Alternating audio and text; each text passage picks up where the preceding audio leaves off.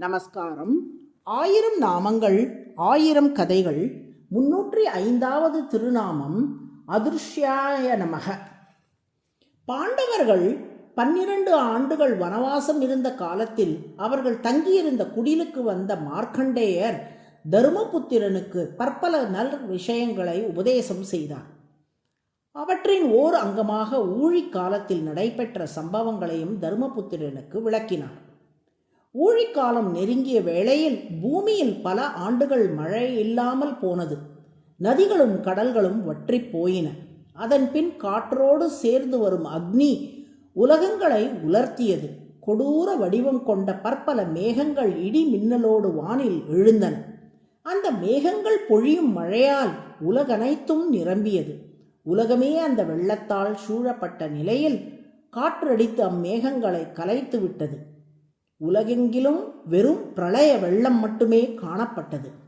ஆனால் திடீரென அந்த ஊழி வெள்ளத்தில் ஓர் ஆலமரத்தை நான் கண்டேன். அந்த ஆலமரத்தின் கிளையிலே ஒரு சிறிய இலை. அந்த இலையில் ஒரு குழந்தையை நான் கண்டேன்.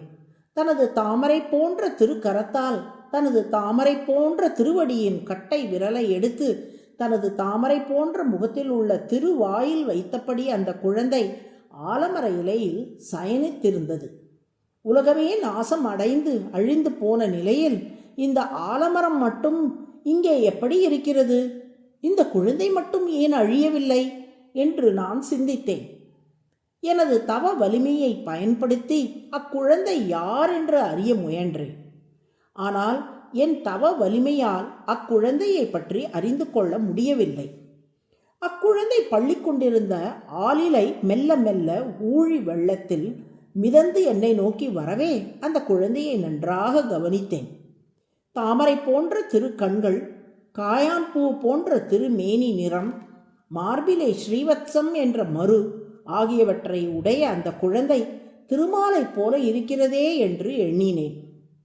என் அருகில் வந்த குழந்தை, முனிவரே, என் உடலுக்குள் நீங்கள் இப்போது புகுந்து விடுங்கள் என்று சொல்லிவிட்டு தனது வாயை பிளந்தது. நான் என் வசத்தை இழந்தவனாக அக்குழந்தையின் வாய்க்குள்ளே புகுந்தேன். அதன் வயிற்றுக்குள் நான் சென்றபோது பூமியில் உள்ள கண்டங்கள், கடல்கள், நாடுகள், நகரங்கள், நதிகள், மலைகள், காடுகள் அத்தனையும் நான் அங்கே கண்டேன். அக்குழந்தையின் திருமேனி முழுவதும் நான் சுற்றி சுற்றி பார்த்தும் அந்த திருமேனியின் எல்லையை என்னால் காண முடியவில்லை. அந்த திருமேனியிலிருந்து எப்படி வெளியே வருவது என தெரியாமல் பலகாலம் தவித்த நான் அந்த குழந்தையிடமே சரணாகதி செய்தேன். உடனே வாயு வேகத்தில் அதன் திருவாய் வழியாக வெளியே வந்து விட்டேன். அந்த குழந்தை எனக்கு திவ்யமான பார்வையையும் தத்துவ ஞானத்தையும் அருளியது.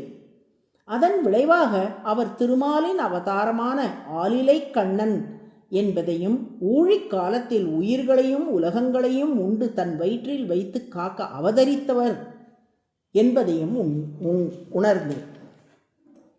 மீண்டும் படைக்கும் காலம் வந்தபோது நான் உண்டவற்றை எல்லாம் வெளிப்படுத்தி உலகை படைத்தார் திருமால். தருமபுத்திரா, அன்று ஆலிலை கண்ணனாக நான் எந்த ஒரு தேவனை கண்டேனோ அதே தேவன் தான் உங்களின் மாமன் மகனாக கண்ணனாக அவதரித்திருக்கின்றான். அவர் செய்த அருளால் தான் அன்று ஊழிக்காலத்தில் நடந்த சம்பவங்கள் இன்றளவும் என் நினைவில் உள்ளன. அதுவே நீங்கள் கண்ணனை சரணடையுங்கள், உங்களது கஷ்டங்கள் அனைத்தும் தீரும். ஆனால் ஒன்றை நினைவில் கொள்ளுங்கள். லோகே நாசமுபாகதே தபசா சிந்தயன் சாபி தம் சிசும் நோபலக்ஷயே.